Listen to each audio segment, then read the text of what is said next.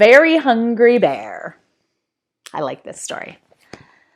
I hope you guys do too. Bear was in a grumpy mood. He hadn't eaten any food. He couldn't catch a single fish to cook. He'd been hungry since the break of day, and every fish had got away. He looks really grouchy. Look at his face. Now, suddenly, something huge was on his hook. Yank! He cranked the handle round and round. He yanked the line and wound and wound. He flicked it here and waved it over there. A hungry bear is very strong, so it didn't take him very long to discover that he'd caught...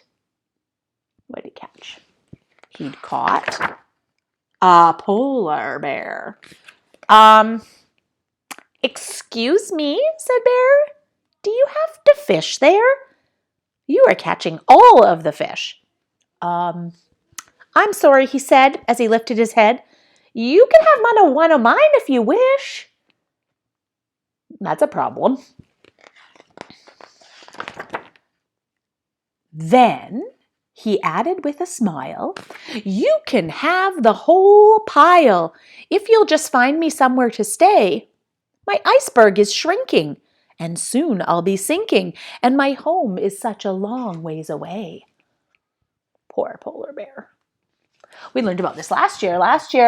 The kids who were in my class, we raised some money and we ended up adopting a polar bear, and that's how come we have the little stuffed polar bear called Kinu in our classroom, because we adopted him. We raised the money and we adopted polar bears because it's getting warmer and warmer and the polar bears don't have lots of space to live. So this is the same problem this polar bear has.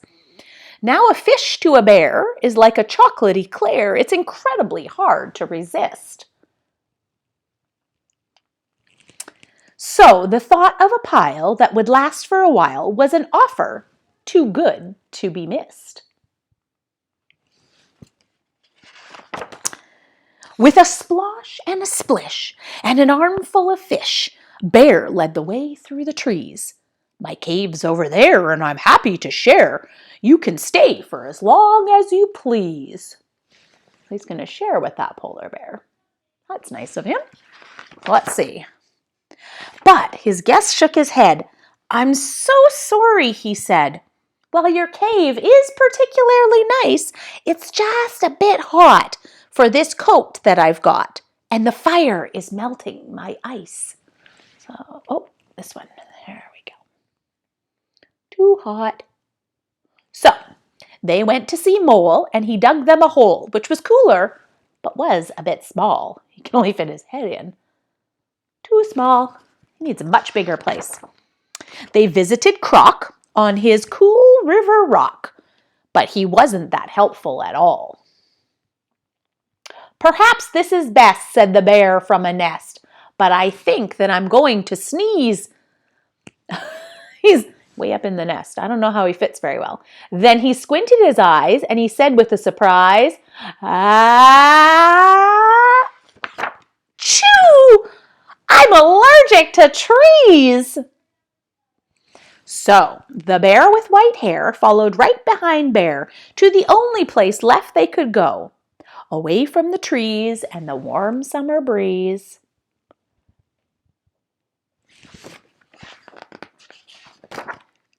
All the way up to the snow.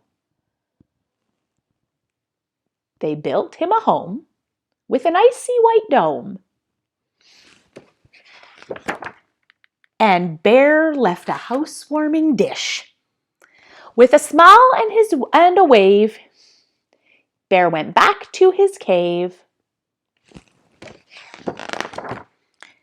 And he stopped on the way for a fish. I like that book.